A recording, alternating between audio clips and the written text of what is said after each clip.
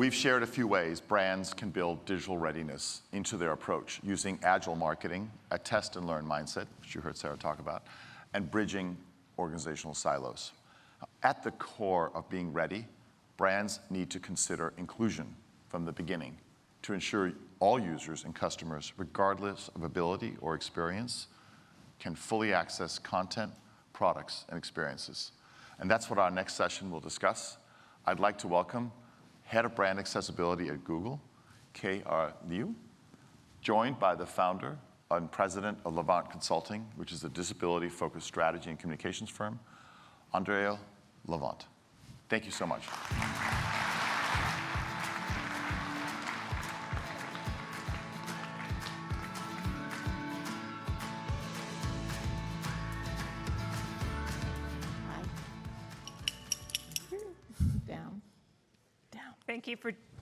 Thank you for joining us today. I'm so excited to be here with you all, with Andrea, to talk about the importance of accessibility marketing. I want to ask you, Andrea, why don't you tell me about how Levant Consulting started? First of all, I'm thrilled to be here. Koji and I are thrilled to be with you today.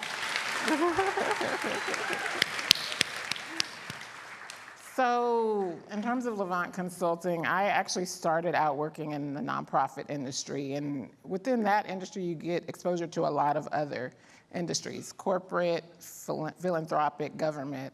And there was a key thing that I noticed, and it was honestly that people were afraid to address disability. It wasn't so much about a lack of desire to be inclusive, but it was just that many organizations, many companies expressed that they just didn't know how to approach accessibility in their work. And so I recognized that no matter what the industry was, there was some bridging that needed to happen. And we really wanted to, and what I wanted to do was to be able to invite, to engage, and show people how to value disabled people within their organizations and in their communities. Absolutely.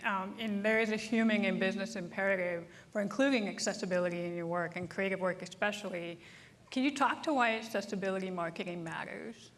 Well, accessible marketing matters because it allows all users, regardless of diagnosis or disability or ability, to fully engage and to fully access brands' content, their products, and their experiences. The fact is, disability impacts everyone. Absolutely. At some point, almost everybody is going to experience disability in one way or another, whether it's that they have it or that they know somebody that has a disability. Absolutely. And there are 1 billion people with disabilities, 1 in 4 adults in the US. And globally, that's 1 billion potential users we can reach. That represents $8 trillion in spending power. And brands benefit from creating accessibility in marketing because it opens up their work to a wider and more diverse audience. The industry often approaches accessibility from a product perspective, but not a storytelling perspective, right? Mm-hmm. And marketers know it's important to address, to address the community's needs, but often they don't know where to start, right? And they don't know how to authentically engage and represent people with disabilities in ads and content. So where can brands start?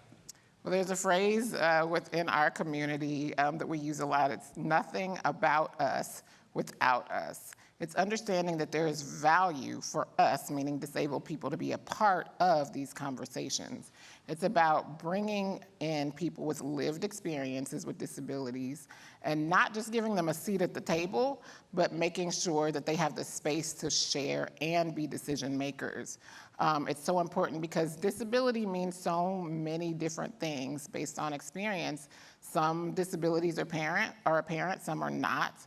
Disability can be a temporary experience, it can be permanent, it can be progressive. It's precipitated by age, meaning at some point if you age, if you grow old enough, you're going to experience disability. And so it's about moving past tokenism to thinking about the variety of experiences. Absolutely. And another thing is paying people for their expertise. Often people seek out disabled people by saying, we're going to give you exposure, but exposure does not pay the bills. Yeah,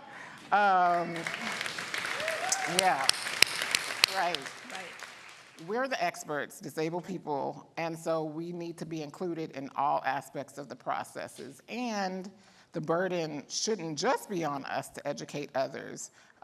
So it's about working with us, working with creatives and experts, and then dedicating the resources to doing it right and providing training and support for your internal teams. Absolutely. And, we want this to be a drumbeat that continues, right? We want it to resonate with brands and not a one and done thing. So what can we do to ensure that accessibility remains a focus for brands? One phrase I like to say is that it's not accessibility, inclusion, it's not a product, it's a philosophy.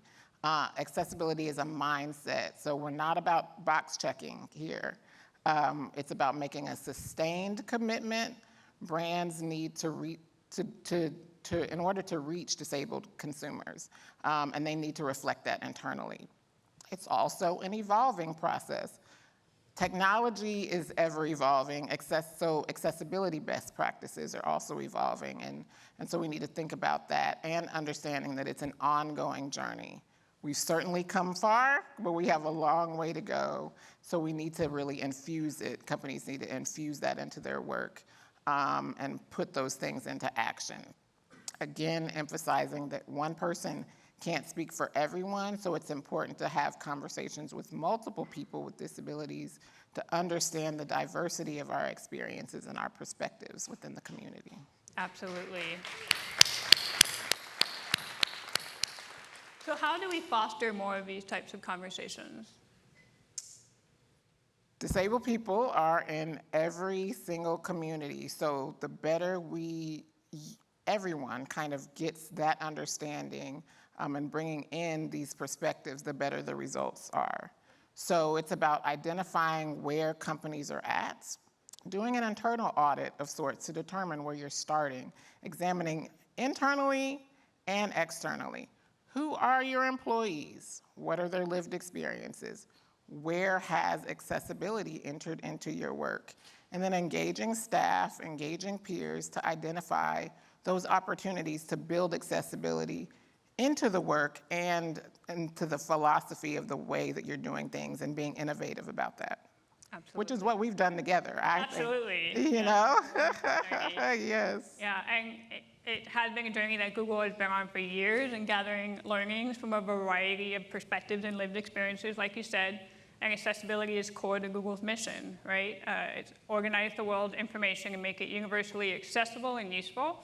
And we've been on a journey to include accessibility in everything we do, right? Yes. It's been so helpful to partner with your team, Andrea Lamont. It really has been amazing. And again, it's an ongoing commitment at Google, and we're proud of the progress that we're making and that we are seeing. So thank you again, Andrea, for being here today. Thank you.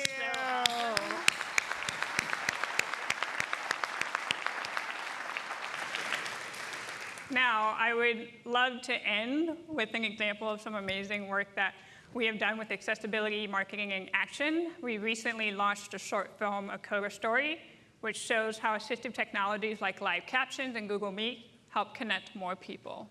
Thanks. I'm what's called a coda. My parents were both born deaf. I was not. When people in the hearing world learn that about me, they always want to know more.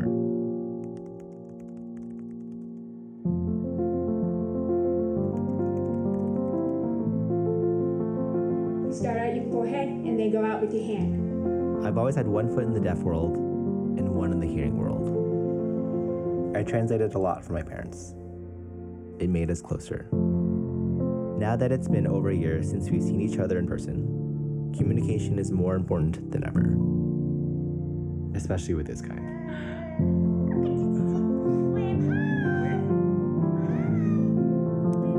Who is that, Owen? Who is that? That's you! It's their first time being grandparents, so they don't want to miss a single moment.